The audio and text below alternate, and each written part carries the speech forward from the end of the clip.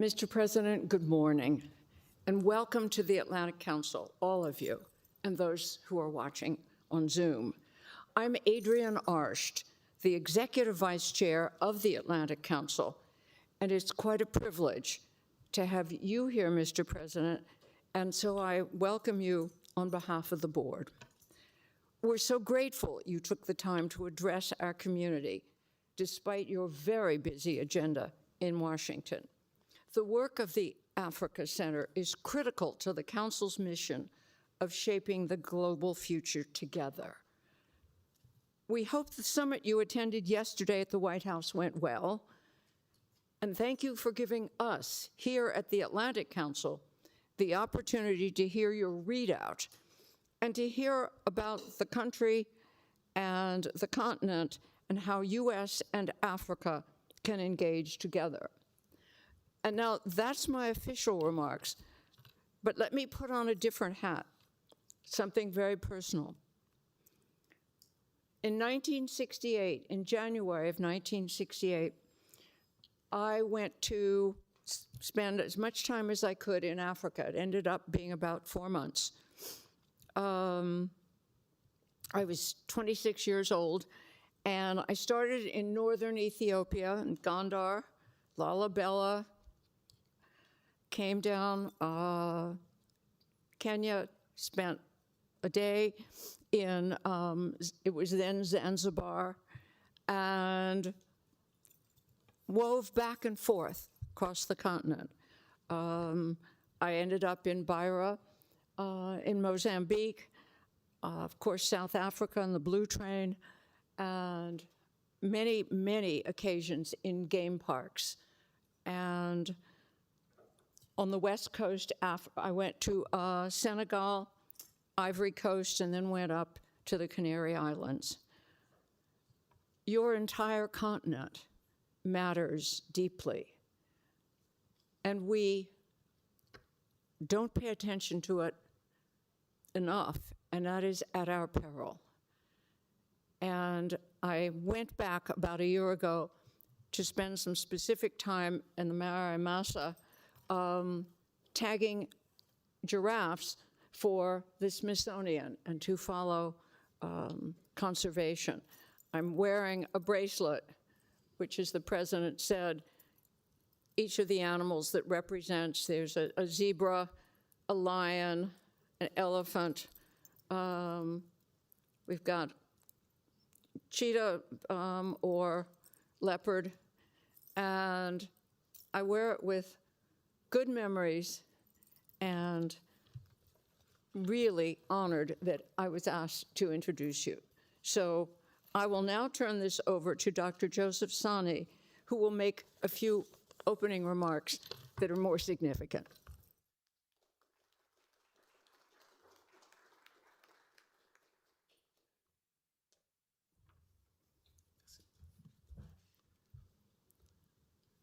His Excellency, President Umaro Sissoco Embaló, esteemed member of the President's delegation, Ambassador Ramoyad, distinguished colleagues, ladies and gentlemen, good morning.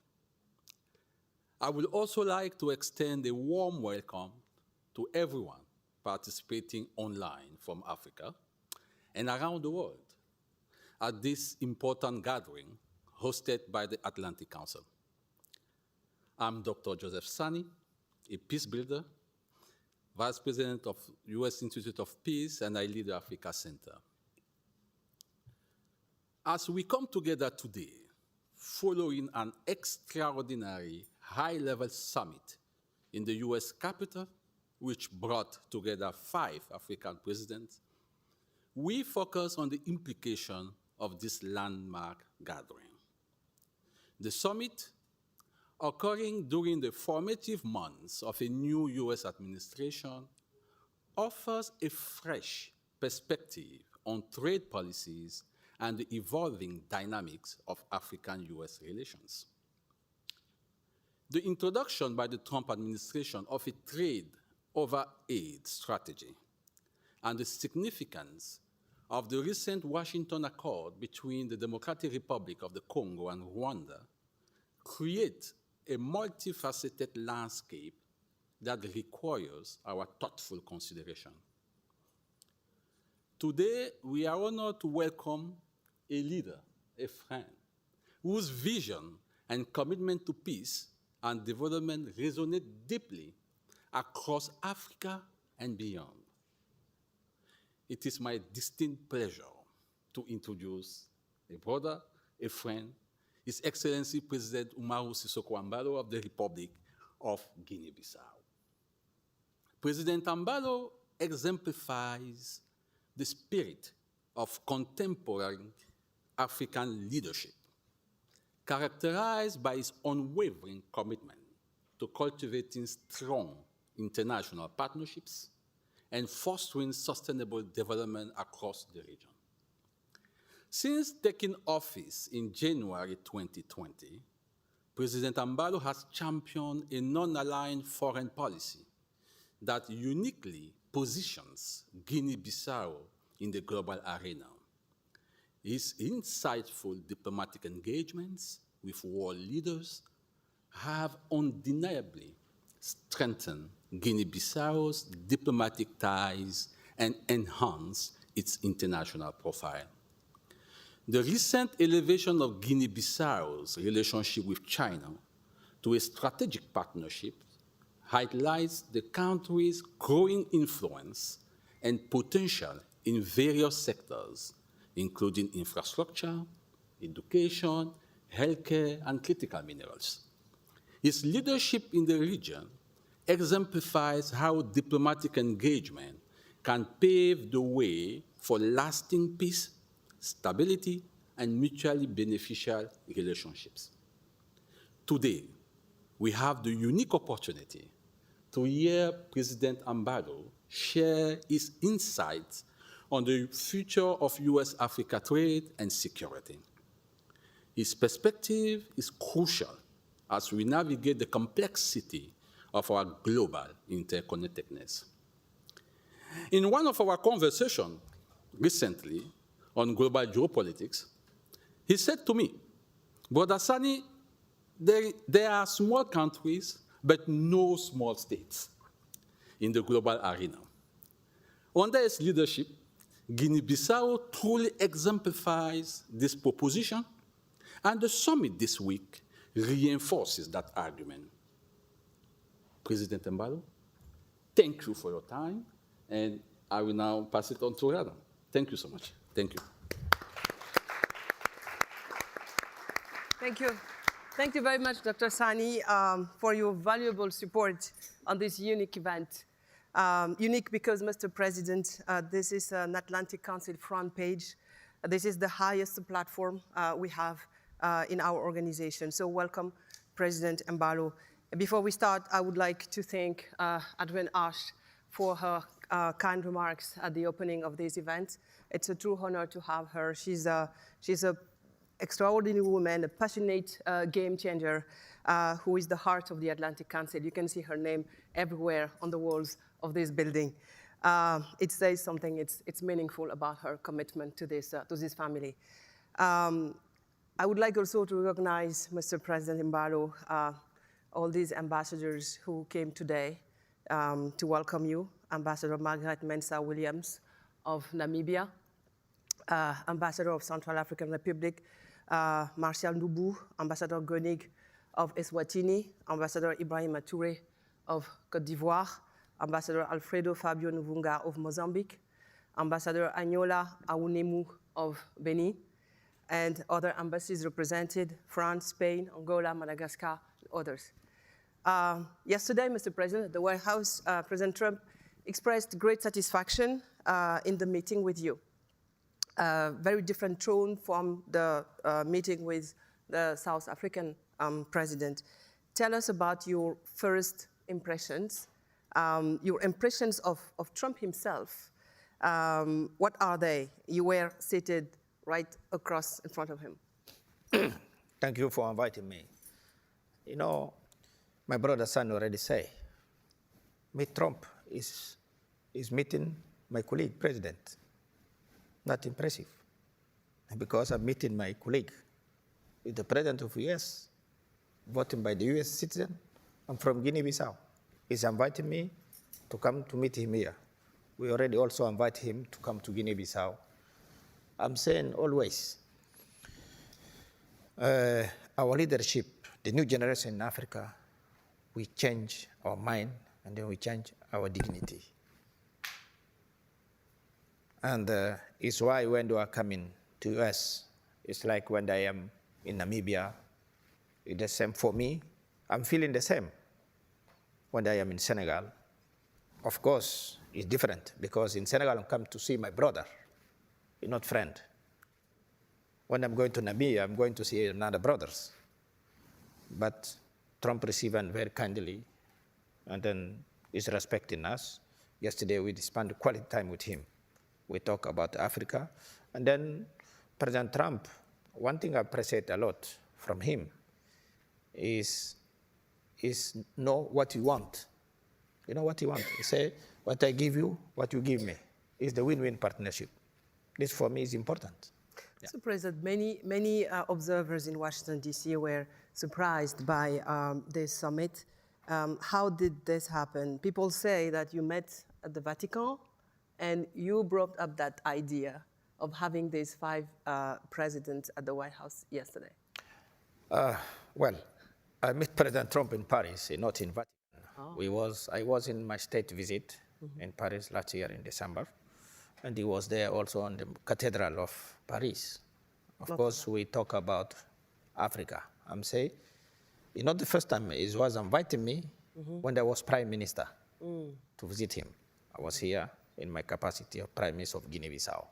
But we change about Africa, of course. Yeah. Tell him, you know, some people ask us what Africa doing with behind of China. I'm saying we're not behind China.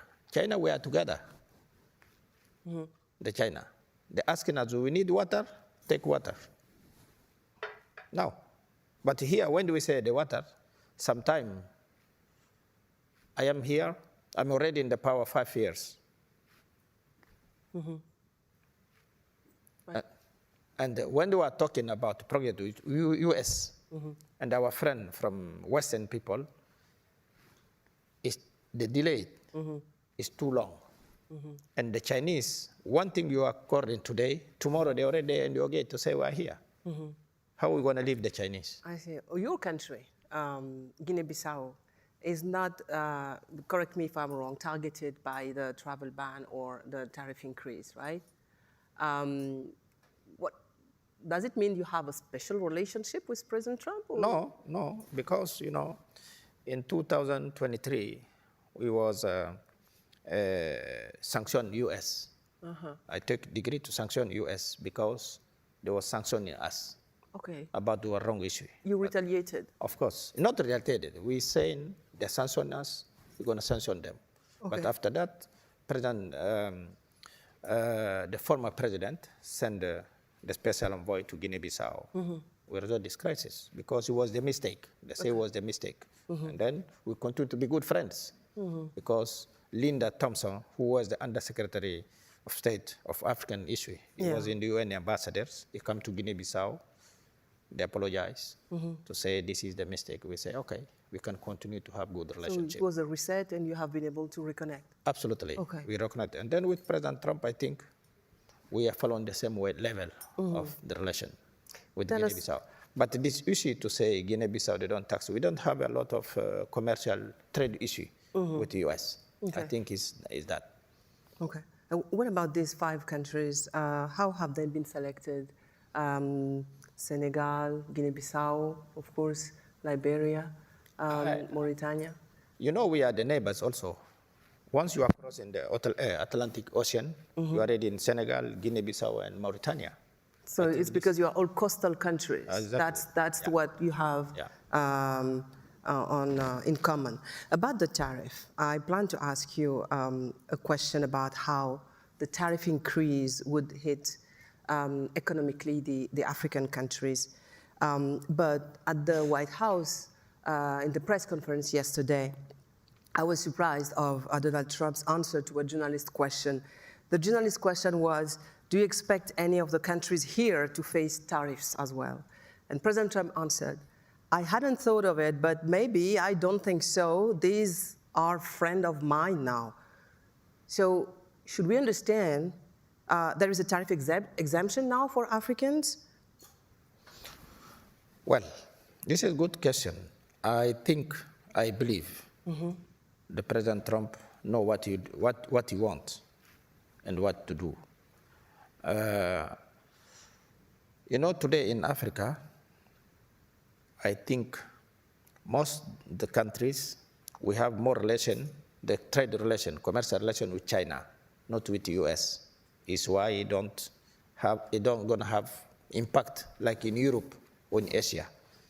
Because if you see example in West Africa, a lot of country, they brought a lot of things from China, not from here. Then why they don't going to be necessarily to impose this kind of tax for us, to us. Yeah. So you mentioned China a few times. Do you think the spectacular decision of Chinese a few days ago to remove all the tariffs with African countries explain that the president hosted this summit with you this week? No, there's no link. No link. This did not have any link. And do you think AGOA, the African Growth Opportunity Act, is still alive? Because it's supposed to expire in a few weeks. This is the American to judge that. Yeah. Okay. So this is the American to judge the AGOA. In the Congress, yes, Yeah. you're right. About the topics of discussion, there's many topics of conversation yesterday. What are the most significant outcomes, according to you, of this summit? What would you think, do you think has been the most important in this meeting? Well, this is the first contact Trump have with some African leaders. But all of us were talking about our own country because we don't have mandate to talking about Africa. No, we didn't come here to talking about Africa. Nobody have mandate to talk about Africa. I talk about Guinea-Bissau, all of others, they're talking about Guinea-Bissau. We didn't mention nothing from Africa. Yeah. If it was that, we're going to bring President Lorenzo. He is the chair, and then the chair of African Commission. Yeah. But here, we are here only to talk about our country. And maybe the African Union will be represented in September in New York with the US-Africa Summit. Sure. Has the US government confirmed that the US-Africa Summit will take place in New York in September? We didn't talk about that. We didn't talk about we didn't talk about that because we told Trump we don't have mandate to talk about Africa. Yeah. I understand. So the BRICS, they also convene these days in Brazil, in Rio. Brazil, yeah. The BRICS Summit. Very recently, you visited President Vladimir Putin in February of this year. You also met 2 times in September President Xi from China. You support the Silk Road, and as Dr. Sani said earlier, you have your non-aligned policy. Did you get any pressure from the US to question this relationship with great competitors? This is not on the table. I am the free man. And in Guinea-Bissau, don't forget it, we are the freedom fighters for our liberation. And then we never ask in US or Chinese with who they have relation. And then nobody can impose me with who I can have a relation. This is our policy. We are the good friend, of course, and the historical relation with Russia, with China, because during our liberation, our struggle of liberation, they was behind us to helping us. But today, this is another new chapter opening. But we still have very good relation, and then the same relation with US, China, Russia, Ukraine, and then Portugal, France. Yeah. And recently, your Navy made some exercises in common with the US Navy, right? Yeah. And in Guinea-Bissau. Coming back to US decisions, USAID has been closed. You know that, and now it's trade over aid. But there is still humanitarian issues in Africa. How are you going to replace the USID activities in your country.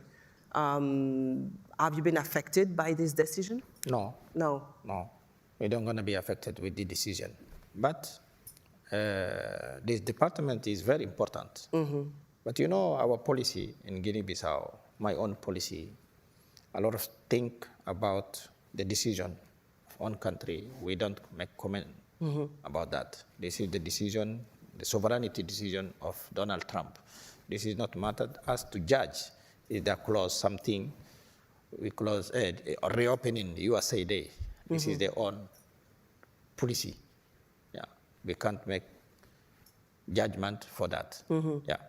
About sovereign decisions, is there a plan to have a U.S. embassy in Guinea-Bissau? Soon.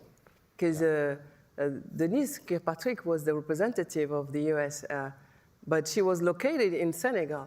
Yeah. She was forced to be which is a privilege between us to be located in Senegal, but maybe, who knows, is this a plan in your plans? Yeah, it is in our plan. You know, we close, the first is us closing the embassy here in Washington. But to make now the new agreement, to reopen, we already opened the embassy, I think, 6 months ago. Yeah, 6 months ago. Mrs. Cabral is our new ambassador here. And then they're going back. Yesterday we talked about that. They give their commitment. They're gonna come back. Yeah. Before I ask you my last question and give the floor to the audience, I just would like to thank, because you mentioned her, Ambassador Cabral, for her help for this meeting. I know she's new, but she has been very instrumental and decisive in her work here. So thank you, Ambassador. I take the opportunity to recognize the Ambassador of Togo, His Excellency, who is here, and others. So thank you very much. Thank you. So maybe now we can, if you have questions, we can go to the questions. Alexander here can pass you the microphone. Julian, you want to speak? Okay. Julian Piquet, Africa Report. Thank you very much. Julien Piquet, Jeune Afrique, the Africa Report. Mr. President, thank you so much for being with us this morning. There was reporting yesterday that President Trump or the State Department reached out to the presidents, inviting them to take in migrants in the U.S., people that are no longer welcome here and can't go back home, basically. Just wondering if you had any comments on that. Is that something you talked to the president about? Is that something that your country is willing to do, to take these migrants that the U.S. is trying to basically deport? Thank you. Okay. President. Yesterday, he talked about that, but he didn't ask us to take the migrants back in our country. Yeah, just to be clear on that. We didn't talk to take our migrant to go back, because we have procedure to do. And then here also they have procedure to do.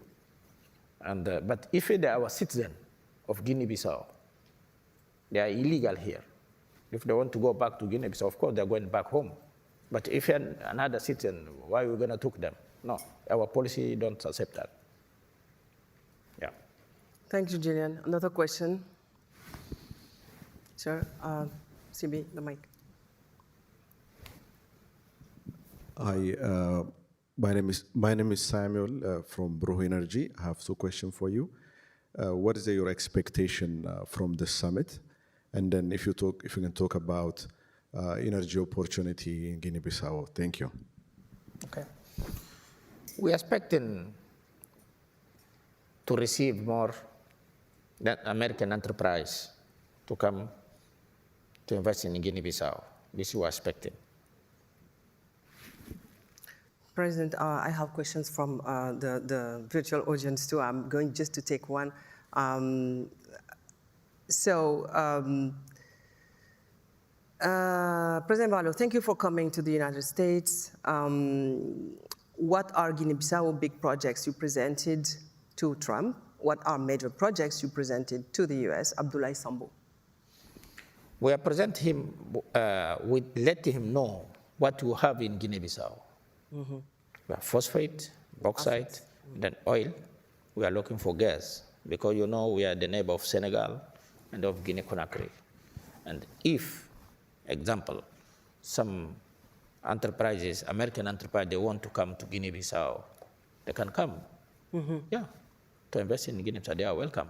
So you're going. I think you met private sector U.S. companies Yesterday, here. yeah, day before yesterday. the We US talk Chamber. also about that. Okay. Yeah. Okay, thank you. Just one question about ECOWAS that is coming from somebody who is anonymous. ECOWAS. Do you think, President, that ECOWAS, it is the Economic Regional Organization, does too much politics and not enough economy? I'm asking that question because these past months, ECOWAS has been seen, after the coup in Niger, threatening Niger to send troops and soldiers to restore President Bazoum to the power. So, and you had also some arguments to oppose to ECOWAS leaders. What do you think about the relevance of ECOWAS when it comes to the region? Today, to send the troops to Niger, this is bind us. Then we're working to bring our brothers back. You know, the Niger, Burkina, Mali, Guinea-Conakry, they are the founding fathers of ECOWAS. Of course, today, ECOWAS, we have a lot of problems. Of course, like in African Union, here in the Europe also, European Union. But we're working to bring them back because we're their brothers. You know, in Africa, sometimes when you have crisis, and then we sit on table to see how we can make the issue like brothers. This is the way we took now to bring back all our brothers to the cause, because that's going to make us more stronger and then more unit. Yeah. Let's stay in this region, the Sahel region, the fight against jihadism in the region. I don't know if the security issues have been discussed with your U.S. interlocutors, but as you know, these past years, France, European Union, the U.S. Had pulled their troops out of these countries, the Sahel countries, after the recent coup d'etat in Mali, Burkina Faso, Niger. How do you assess, with the creation of the AES, l'Alliance des États du Sahel, how do you assess the security situation now, the fight against jihadism? They're still fighting the jihadists, but you know, we can go back to see how the jihadists come. This is by the mistake from NATO, when they decide to kill Gaddafi and then to destroy Libya. The start of this issue is from there. And then today, the consequences is Mali, Burkina, and Niger, because they have border with Libya. They have own responsibility. Yeah. But also the Malian people, they have their own responsibility because it's in this country. Yeah. Niger, when I'm saying Mali, I say both of them. All of us, we have this consequence of Libya issue. And then we deal with this jihadist matter. I think it's the time now, the American, when I'm saying American, and then the Western people to come, to join us, to fight, yeah, the jihadist issues. What is your view about the Russians? Because the Russians stepped in with their mercenaries, Africa Corps. How do you see the outcomes? You know, you push me to talk about, I'm trying to avoid be the my snake. question. Yeah. But you know what we say in politics, my questions don't matter, only your answers matter. My answer, but you know, our policy is not alliance.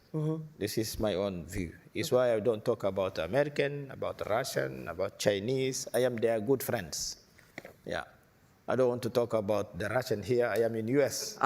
Let Trump talk about Russian but in Guinea-Bissau I can talk about that. No, you can imagine my following question is, do you think the US should come back to the Sahel and try to support Sahel countries to fight against jihadist movement? Yeah, sure. Yeah. Why not? Why not? Because if we see where they started this problem, it's them. Because Obama was president. He was there in front line with France, of Sarkozy, in this time. And then I think you were in government in this time, in France. Okay. You are there. Let's go back It's your government. Let's go back to Guinea-Bissau. And your country, Guinea-Bissau, plays a regional mediation role in Senegal. Let's talk about Senegal. It's safer.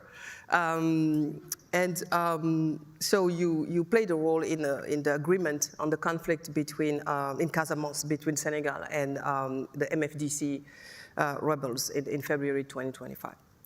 So how do you see your mediation how do you see your role as a mediator in the region? Is it something you're still doing? Yeah, we're still doing it. You know, I am the peacemaker. I like the peace.